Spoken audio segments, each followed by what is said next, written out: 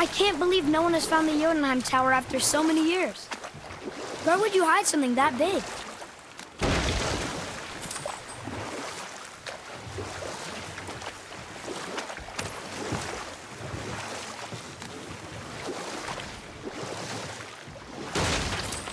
You're familiar with the tale of Skoll and Hoti, bringers of day and night?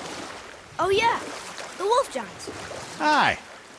They were born of the arch-wolf Hrothwitnir, a great nemesis of the Aesir gods. Odin captured them as pups and kept them in the kennels of Asgard to hold his foe at bay. But when the sun and moon grew mutinous and stood still, Odin put Skoll and Hoti to use. With his ancient magics, he cast the wolves to the heavens, and they began their chase. And long shall they chase, but not endlessly. For it is foretold that someday Skoll and Hoti will catch and devour their prey. And that day shall be Ragnarok, the twilight of the gods. But Ragnarok is supposed to be Odin's doom, isn't it? Why would he set the wolves loose if it fulfills the prophecy? Precisely the question, lad. It's always about control. The wolves determine when Ragnarok begins, and now he controls the wolves. A battle fought on his timetable is a battle he better stands to win.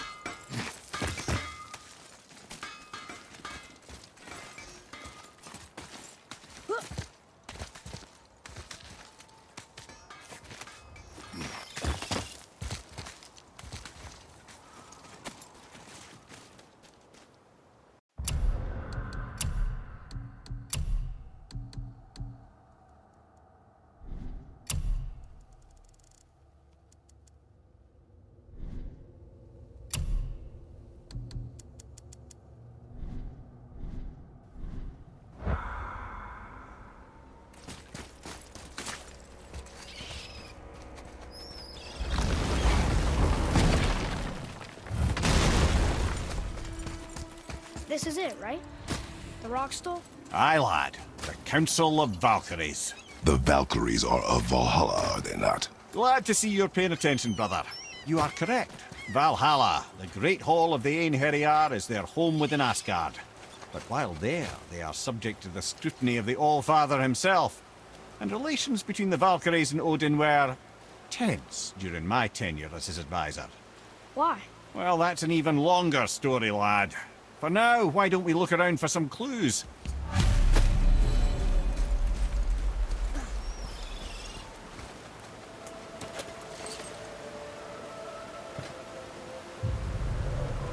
Whoa, you're back. Come here. Who is she? Gunnar, Mistress of War. After any conflict, big or small, she would be first on the scene, sussing out the worthy spirits for a free trip to Valhalla. A gruesome task, but she took great pride in it. Any conflict. Impossible. It's true. She had help from her sisters, of course, but Gunnar was always first to arrive. Her judgment of the fallen was unparalleled, and an invaluable resource to Odin. She was one of his favourites.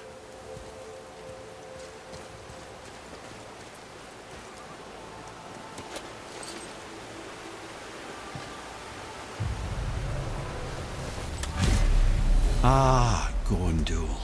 Beautiful Gondul. And? Huh? That's it? Beautiful Gondul? No story or anything? Oh, sorry, lad. The sight of Gondul always took my breath away. Gondul had a silver tongue, a sharp wit, and struck a figure so stunning it literally drove men insane. Odin forbid her from setting foot in Midgard after a time, as insanity is not a welcome trait in Valhalla.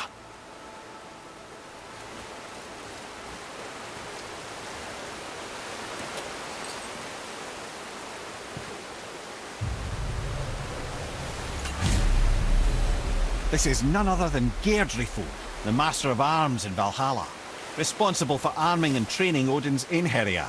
His what? His army come Ragnarok. The entire reason Valhalla exists, you see. The Einherjar wait in the Great Hall endlessly, feasting, drinking and fornicating themselves silly. Once Ragnarok begins, Odin calls them into service to fight on his behalf. G.O.W had her hands full training that lot.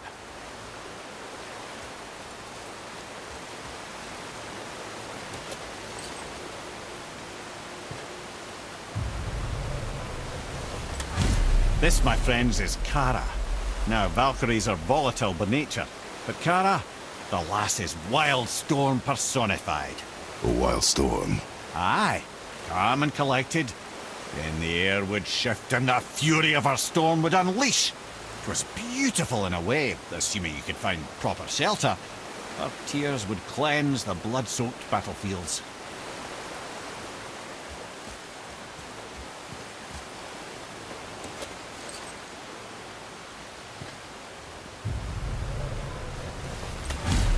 This is Rota, a chooser of the slain.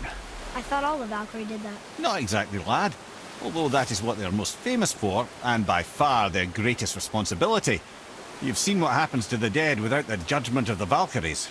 Hellwalkers. That's right. Rota, Gunnar, Skuld. Without them to clean up the aftermath of battle, hell overflows with souls meant for Valhalla. A sorry state of affairs. Rota must be beside herself.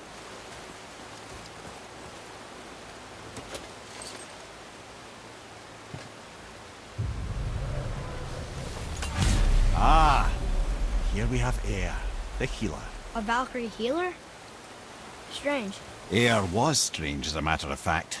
Very quiet, very calm. Where her sisters were violent rapids, Eir was a gentle stream. She healed the wounds of both mortals and gods, and even a certain all-knowing sage who once drank too much and fell off a mountain. Not my proudest moment.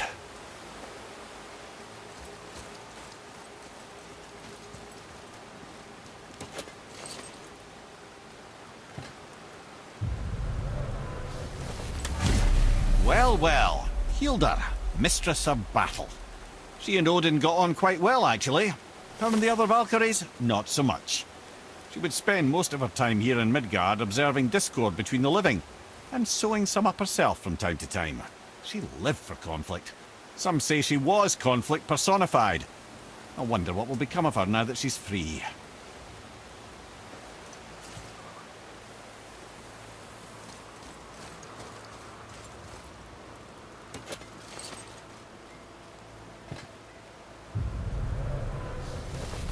Olrun, once the daughter of a powerful chieftain.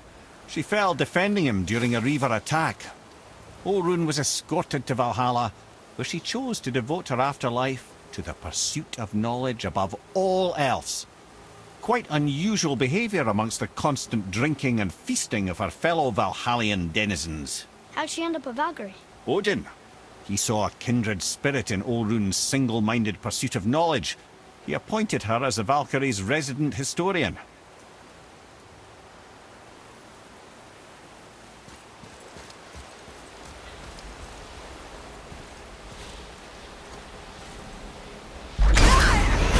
Focus up!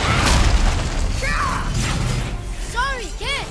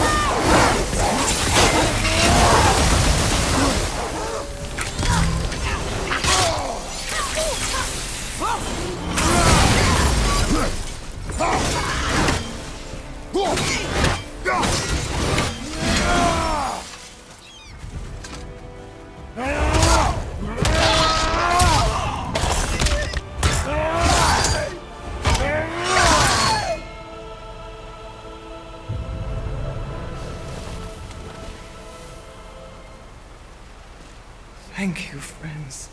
You have saved the Valkyries.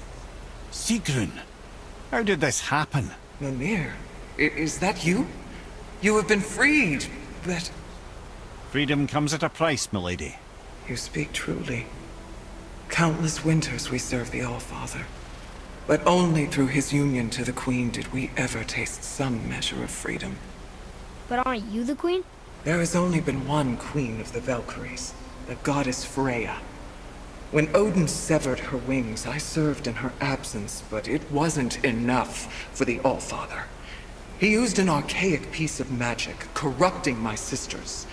I tried to contain the damage by imprisoning them in places where they could cause no harm, but soon I lost myself as well. Sigrun, I'm sorry for being so worthless. I could have done something, or tried at the very least. What will you do now? I must reunite with my sisters. Together we can restore balance to the realms. You have the eternal blessings of the Valkyries.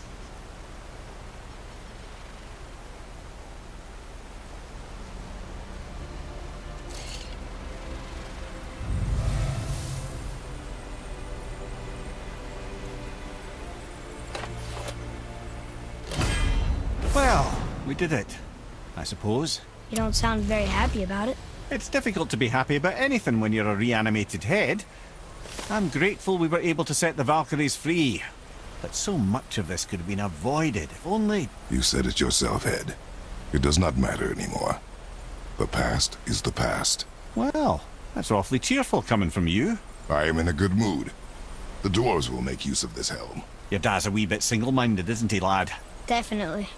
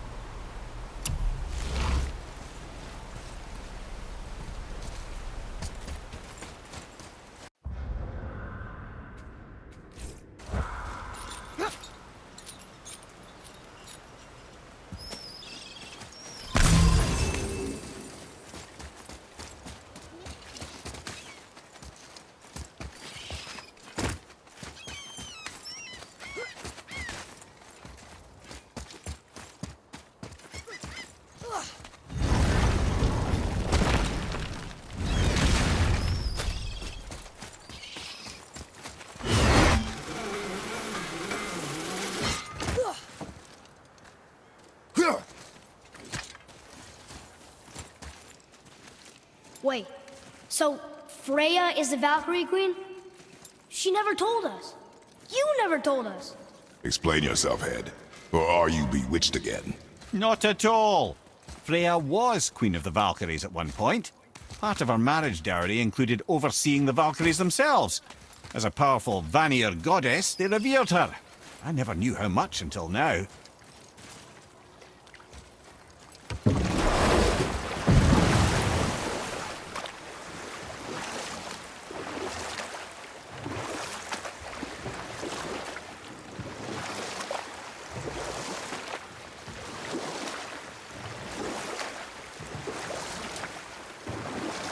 Mimir, is there a story for the giant with the flaming sword? Stuart the Brave? Of course. We've spoken so much of frost giants. It's about time we instead met the most fiery giant of all. Back when Ymir first emerged from G.O.W, it was Stuart who followed next.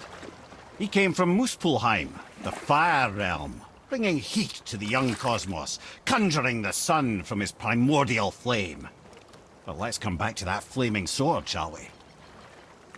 Stuart the Brave forged his sword of flame for one purpose alone: to burn down Asgard when Ragnarok comes at last.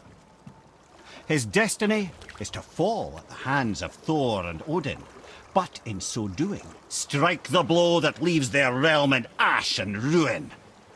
And from that destruction, the world can be born anew. Until then, alone he waits in Muspelheim, never sleeping, ever honing his fiery blade. Brave, generous Surt, who knows he lives but to his doom.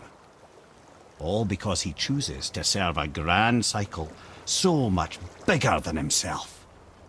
To truly embrace your purpose and the patience and sacrifice it demands is to ensure your day will come.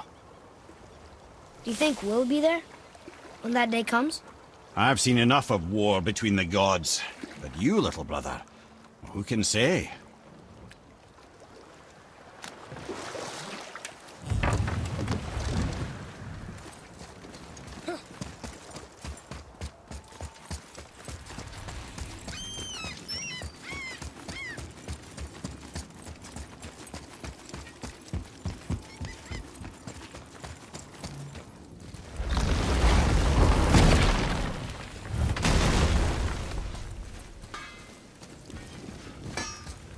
Sure, I'm open.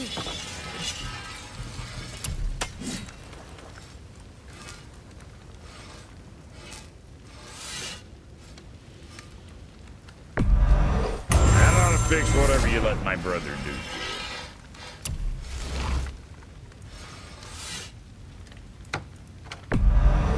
Go get him, mister.